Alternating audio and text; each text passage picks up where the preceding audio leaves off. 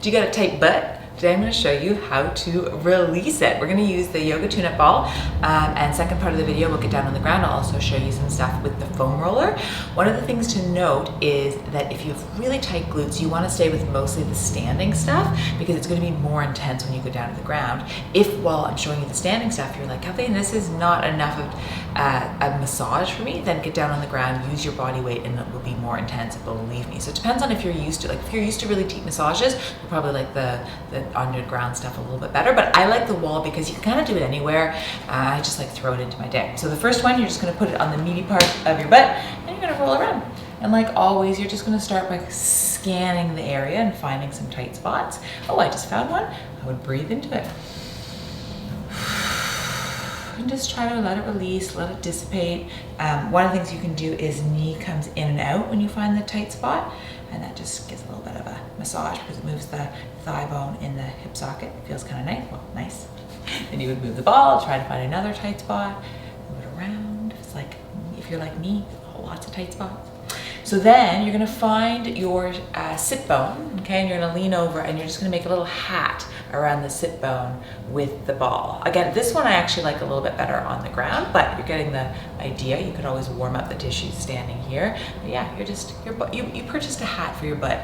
Oh my God, too many fitness jokes. Okay, so then you're gonna turn and you're gonna do the side of your glute.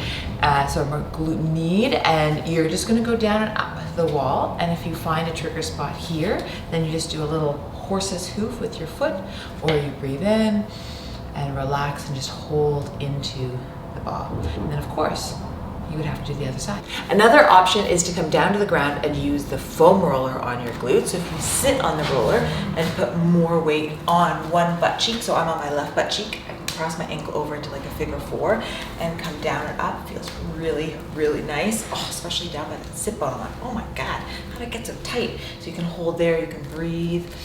You can kind of roll side to side. It's definitely what Hannah from Peloton would say. She'd say it's spicy, spicy. If you end up liking the foam roller stuff and you are a Peloton member, I highly suggest searching in the stretching section, 10 Minutes and Hannah Corbin. She's a ton of great foam roller content. Oh my God, I could stay here forever, but I won't because I'm gonna show you more fun things with the ball. So when we were standing, I showed you how to create a hat around your sit bone to release sort of hamstring attachment, a little bit of pelvic floor stuff. You can do that on the ground. It actually feels a little bit better when you're on the ground. I like it because you have more of your body weight on that area, and it's sort of easier to find the sit bone because if you're sitting, the sit bone is, you know, what you feel when you're sitting. So you can do that, and making sure you breathe, again, hanging out in any tight areas. Then you could go up a little bit higher, glute into the butt like you did when you were standing, into sort of the meat of the butt. You could move the knee in and out if you find a spicy bit.